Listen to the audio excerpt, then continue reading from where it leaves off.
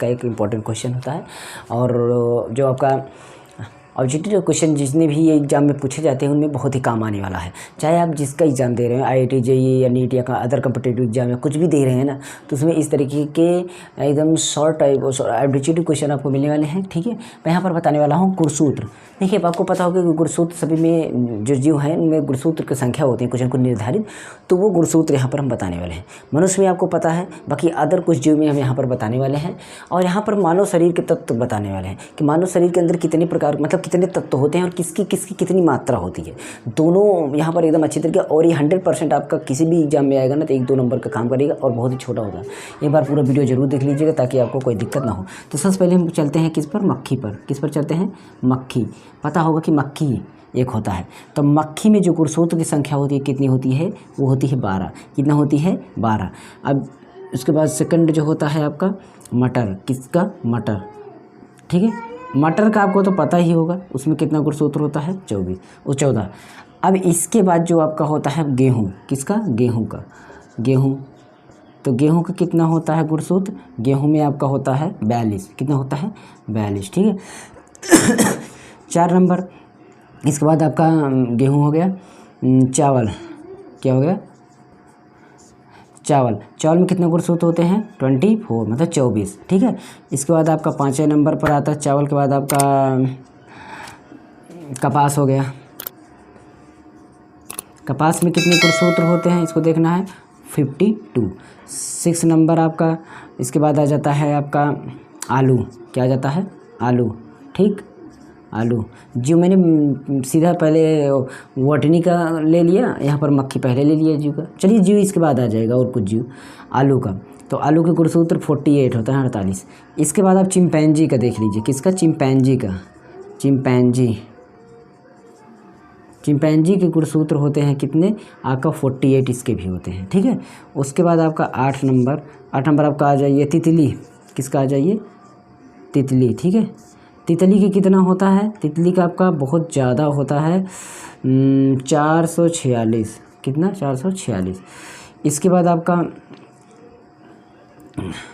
8 हो गया कुत्ता। किसका? कुत्ता का। कुत्ता का कितना होता है? तो कुत्ता का गुणसूत्र 48 होता है। कितना होता है? 48। ठीक है, कुत्ता का कितना हो गया? 48। इसमें गन्ना का भूल गए बीच में, चलिए यहाँ पर ले लेते हैं गन्ना। किसका? गन्ना का। तो गन्ना का कितना होता है? गन्ना का आपका 80 होता है, 80। ये कुछ इस टाइप के गुणसूत्र होते हैं, इन सब का भी याद के लिए एग्जाम में बहुत बार पूछे जाते हैं इन सब में से। ठीक है, एग्जाम में बहुत पूछे जाते हैं, इसलिए आप इनको जरूर याद कर रखिएगा। इसके बाद मानव शरीर के तत्व। मानव शरीर में मतलब कौन कौन से तत्व होते हैं जो कि आपका मतलब रहते हैं। कभी कभी किसी के अंदर कम रहता है, किसी के अंदर ज़्यादा रहता है, इस तरीके से मात्रा रहती है, पर रहता है, पर आपका रहता है। ठीक है, तो चलिए सबसे पहले लिखते हैं, यहाँ पर लिख देते हैं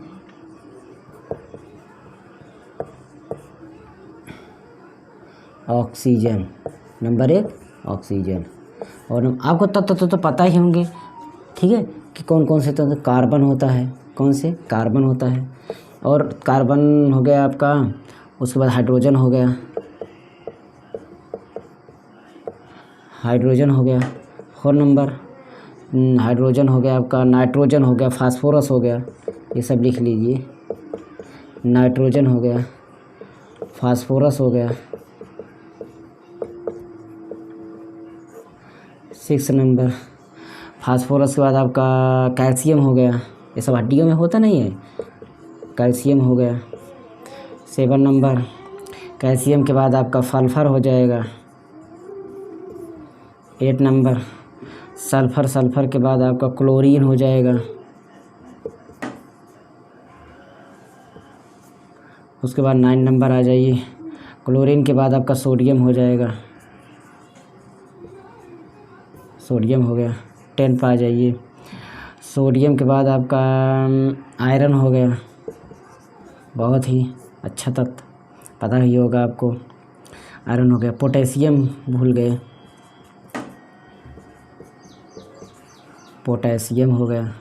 ठीक, इतने तत्व हैं। इन तत्वों के जो मतलब कितने कितने होते हैं ये आपको भी बताना है।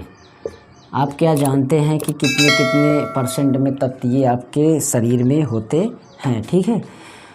तो सबसे पहले ऑक्सीजन जो होता है अधिक मात्रा में 65% होता है। कितना प्रतिशत होता है आपका? ये 65% होता है ऑक्सीजन। ऑक्सीजन पता है कि ऑक्सीजन जो सांस लेते हैं और हमारे खून में जाके शामिल होता है, तो ये ऑक्सीजन की मात्रा हमारा 65 होती है, ठीक है।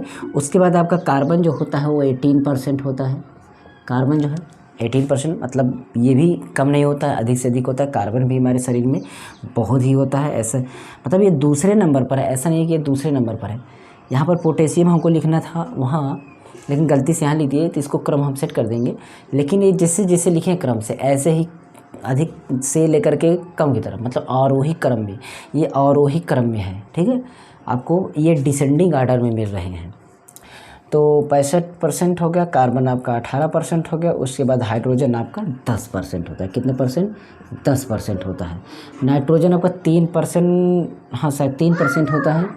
उसके बाद आपका नाइट्रोजन हो गया। फास्फोरस आपका, जो फास्फोरस होता है आपको पता है कि आपके हड्डी वगैरह इस मतलब इसमें सब में होता है, तो फास्फोरस की भी मात्रा आपकी ना काफ़ी हद तक दिखता है कम, लेकिन बहुत होती है। 0.1% होती है।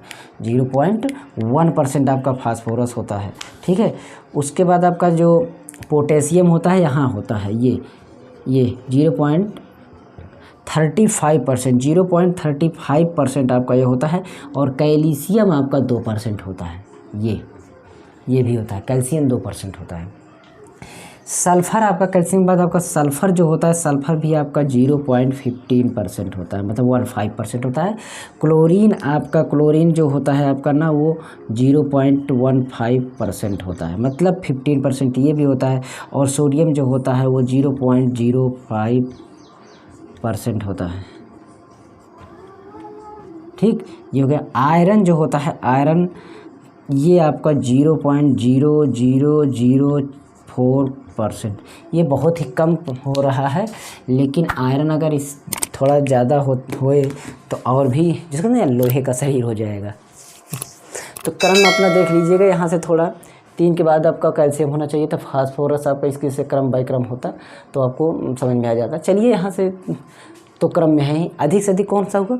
ऑक्सीजन, उसके बाद कार्बन, उसके बाद हाइड्रोजन, फिर नाइट्रोजन, फिर यहाँ पर ऐसे चलते हैं कैल्शियम, कैल्शियम के बाद सीधा फिर चलते हैं तो यहाँ पर देखते हैं पोटेशियम। उसके बाद हम देखते हैं तो यहाँ पर आपका ये हो गए।